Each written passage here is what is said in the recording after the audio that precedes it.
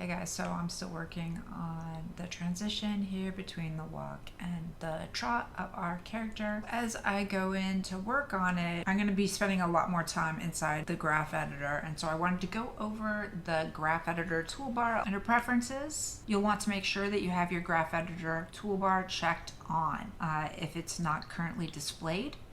And we can edit it the same way we can our main animBot toolbar by going to workspace, and I will select graph editor toolbar. Just like with the other options for our regular toolbar, we can change where it's positioned. You have all the same options that you have down here on the regular animBot toolbar. Sometimes the stuff that I use a lot down here I might not necessarily need up here, so I can get rid of the nudge tools since I already am using nudge down here, but I definitely will be using the precise transform because that's something that I would use inside the graph editor. Don't really need to have my default pose up here since I've got it down here, or my making tools. It's all up to you. You might want to put another one of your favorite tweeners here. If I'm going to use any tweeners, it's going to be these orange tweeners. So let's talk about the tangency types up here. This is your cycle match tangent. It's super important. It's super useful when you're animating cycles to make sure that your tangency from the beginning of your cycle matches the tangency at the end of your cycle so that you get a nice smooth transition between iterations of your cycle. The next one is best guess, which is nice to switch to when you're going from step key to spline. Under the red ones, I have suspend viewport because if I'm gonna be doing a lot of editing inside of my graph editor, but my shot is very heavy and I don't want to take the time to have it recalculate,